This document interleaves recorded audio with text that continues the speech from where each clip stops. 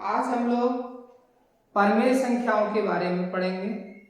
बहुत ही interesting topic है और ये आसानी से समझ में आ जाएगा। थोड़ा सा ध्यान से समझने की कोशिश करेंगे। परमेय संख्याएं क्या होती हैं? हमने अपनी पिछली क्लासेस में पढ़ा है नेचुरल नंबर्स के बारे में, पूर्ण संख्याओं के बारे में, और उसी संख्याओं की फैमिली में एक महत्वपूर्ण सदस्य है परमेय संख्या।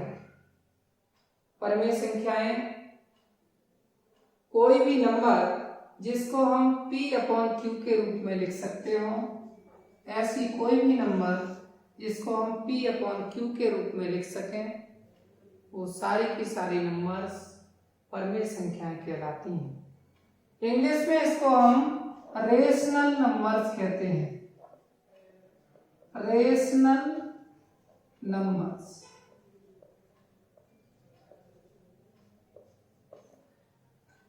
कोई भी नंबर जिसको हम P/Q के रूप में लिख सकें, पर एक कंडीशन यहाँ ध्यान रखनी है, Q is not equal to 0। ये Q की जो वैल्यू है वो कभी भी 0 नहीं ले सकते। बाकी आप P की कुछ भी वैल्यू ले सकते हैं, Q की कोई भी वैल्यू ले सकते हैं।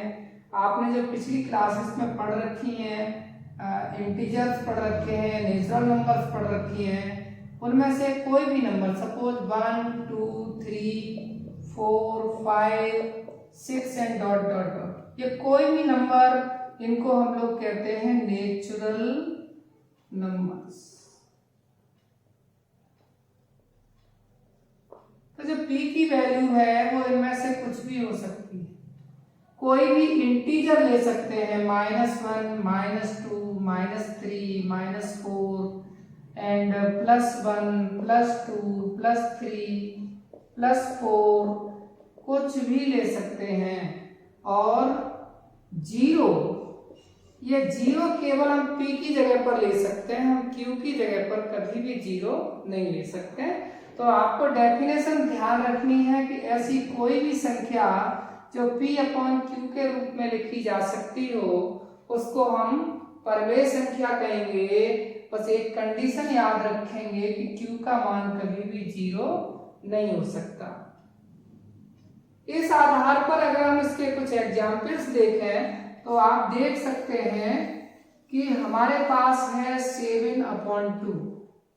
अब 7/2 क्या है? 7/2 आप इसको छोटी क्लास में भिन्न कहके भिन्न है, लेकिन हम लोग यहाँ कहेंगे कि यह एक परमेय संख्या है और इसमें जो वैल्यू है P की वो 7 है, जो वैल्यू Q की है वो है 2। तो ये 7/2 एक परमेय संख्या है। इसी तरह से -7/2 ये भी एक परमेय संख्या है। हम 6/11 लिख सकते हैं, ये भी एक परमेय संख्या है। हम 2/9 लिख सकते हैं, ये भी एक परमेय संख्या है। हम 8/17 लिख सकते हैं, ये भी एक परमेय संख्या है। लेकिन प्रश्न उठता है कि क्या अकेला 5 लिख दें तो ये परमेय संख्या है या नहीं? तो आपको पता होना चाहिए कि ये जो 5 लिखा है, इसको अपॉन में अगर हम 1 लिख दें तो इस नंबर में कोई फर्क नहीं पड़ेगा, क्योंकि 1 से डिवाइड करेंगे तो भी 5 ही आएगा।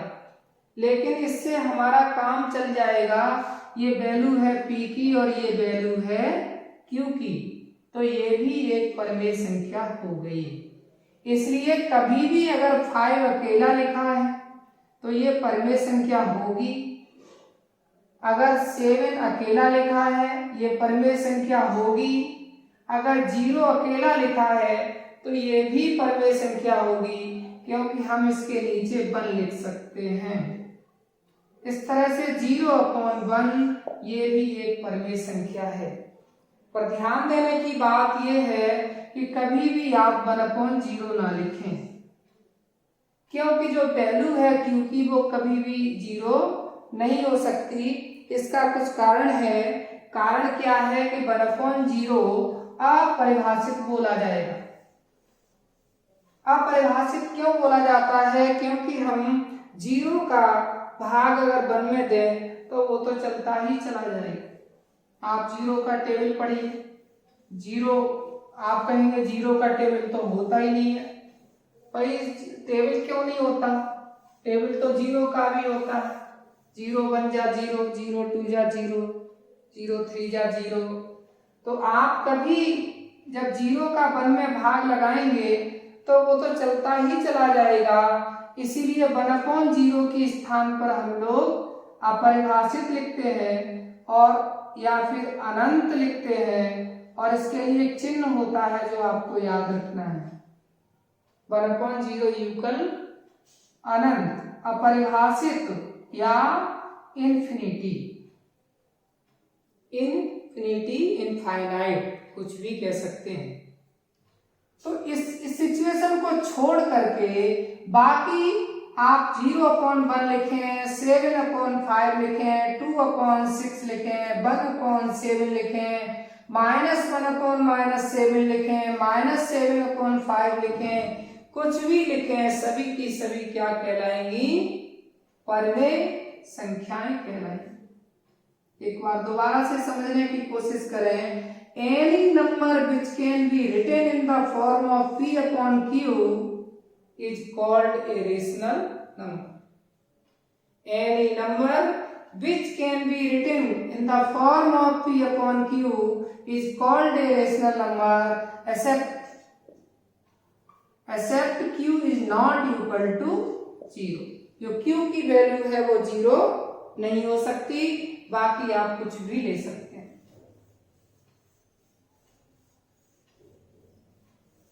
अब हम लोग P और Q को अलग से पहचानना सीखेंगे। हमारे पास है 3/2 जो कि एक परिमेय संख्या है। यह एक रेशनल नंबर है।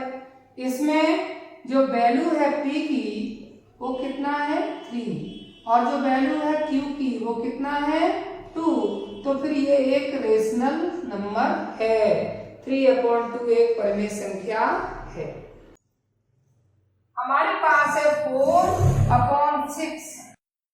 अब यहाँ जो P की वैल्यू है वो है 4 और जो Q की वैल्यू है वो 6, तो 4/6 भी एक परिमेय संख्या है।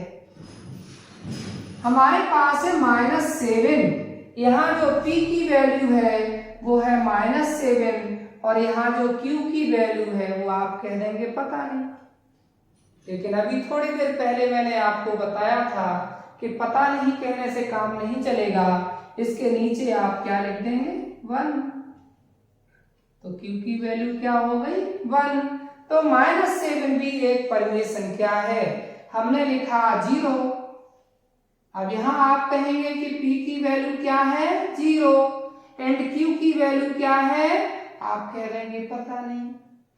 लेकिन पता नहीं तो करना पड़ेगा। हम इसकी जगह पर लिख सकते हैं 1, तो Q की वैल्यू हो गई 1, तो 0/1 क्या हो गया? एक परिमेय संख्या हो गई। कोई भी नंबर जिसको हम P/Q के रूप में लिख सकते हो वो नंबर हमारी परिमेय संख्या कहलाएगी। इस डेफिनेशन को अच्छी तरह से आप समझ लें। मेरे पास है 9/17। क्या ये परिमेय संख्या है? चलिए चेक करते हैं। यहाँ P की वैल्यू 9 है और Q की वैल्यू 17 है, तो P/Q के रूप में लिखा है, इसलिए 9/17 एक परिमेय संख्या होगी। परिमेय संख्याओं की जो बड़ी सी फैमिली है उसको आज हम लोग थोड़ा समझने की कोशिश करें। इस फैमिली का थोड़ा सा इस तरह से पहचान करें कि इसकी जो सारी नंबर्स हैं उनको बड़ी अच्छे से हम अगर समझ लें तो इसका थोड़ा विभाजन कर लेते हैं, वर्गीकरण कर लेते हैं। इस वर्गीकरण को समझने के लिए आपको जानना होगा कि अंश क्या होता है, अंश और हर। अभी जो हमने आपको समझाया P और Q क्या होता है, उसी तरह से आप अंश और हर को समझ लें। Very easy. अंश जो होता है वो P और जो हर होता है वो Q। जो P हमने लिया था वो अंश है और जो Q हमने लिया था वो हर है। और अंश और हर आप छोटी कक्षाओं से भिन्न में समझते चले आ रहे हैं, आपके लिए कोई मुश्किल काम नहीं। हमने एक रेशनल नंबर या परमेय संख्या 7/11 लिखी। यहाँ जो p की वैल्यू है वो है कितना, 7, और यहाँ जो q की वैल्यू है वो कितना है, 11। अब प्रश्न उठता है कि इसमें अंश क्या है। अरे भाई, जो p की वैल्यू है वही इसका अंश है, तो अंश हो गया 7 और हर हो गया 11। जो बच्चे इंग्लिश में समझना चाहते हैं उनके लिए कोई ज्यादा मुश्किल नहीं है। अंश को इंग्लिश में हम न्यूमरेटर बोलते हैं। ये हो गया न्यूमरेटर, न्यूमरेटर इक्वल 7 और डिनोमिनेटर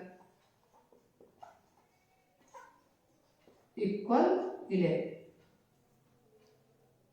तो अंश और हर की पहचान आप जान लें। जो नंबर p की जगह पर लिखी है वही अंश कहलाएगी, और जो नंबर q की जगह पर लिखी है वो हर कहलाएगी। इसके बाद जो टॉपिक आता है वो टॉपिक है इसका वर्गीकरण। परमेय संख्याओं को हम दो टाइप से पहले अलग अलग करेंगे। पहली होंगी पॉजिटिव और दूसरी होंगी नेगेटिव। पहली जो टाइप है वो है positive rational number, positive rational numbers.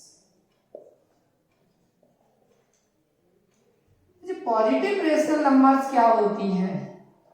ऐसी कोई भी नंबर जो p/q के रूप में लिखी हो,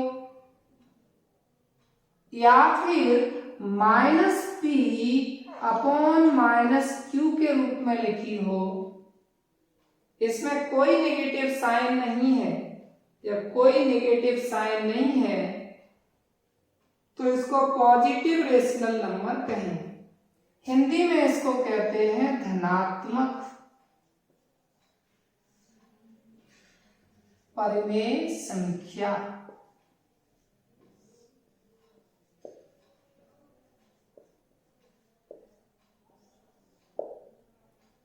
धनात्मक है, यहां कोई ऋण नहीं है, यहां कोई ऋण नहीं है, तो ये p/q की फॉर्म में ये भी हमारी धनात्मक होगी। ये -p एंड -q, जो न्यूमरेटर है उसकी जगह -q है और जो डिनोमिनेटर है उसकी जगह -q है। ये माइनस और ये माइनस कैंसिल हो जाएंगे एक दूसरे से, और ये नंबर फिर p/q के रूप में ही आ जाएगा। तो ये दोनों ही टाइप की जो रेशनल नंबर हैं वो धनात्मक परमेय संख्याएं कहलाएंगी। अगर हमने लिखा 6/11 तो ये एक धनात्मक परमेय संख्या है। अगर हमने लिखा -6/-11 तो ये भी धनात्मक परमेय संख्या है, क्योंकि इसमें जो दो जगह माइनस की टर्म है, ये माइनस और माइनस आपस में कैंसिल हो जाएंगे और 6/11 रह जाएगा। आपको ये दो फॉर्म याद रखनी है, p/q एंड -p/-q। अगर कोई नंबर इस प्रकार से लिखी है या इस प्रकार से लिखी है तो उसको हम लोग धनात्मक परमेय संख्या कहेंगे। सेकंड, ऋणात्मक परमेय संख्या। ऋणात्मक परमेय संख्याएं, इसे हम लोग इंग्लिश में कहेंगे नेगेटिव रेशनल नंबर्स।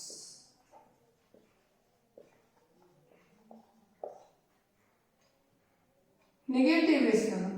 अब अगर कोई नंबर इस तरह से लिखी हुई है -p/q, या कोई नंबर इस तरह से लिखी हुई है माइनस ऊपर जाके p एंड नीचे डिनोमिनेटर में -q, या फिर तीसरा तरीका और हो सकता है p/q।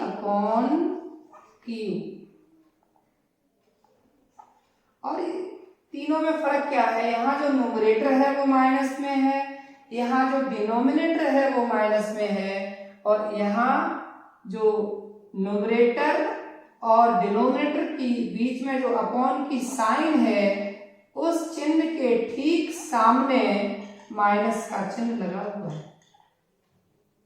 अगर इस तरह की चिन्ह लगी हुई है तो भी नेगेटिव रेशनल नंबर माना जाए।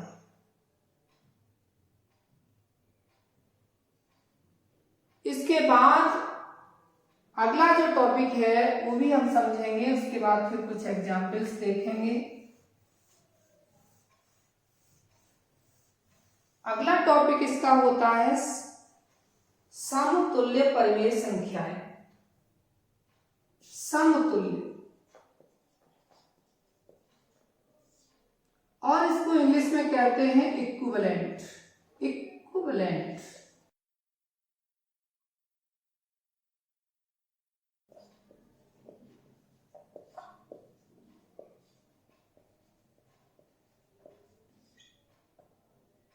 Equivalent rational number.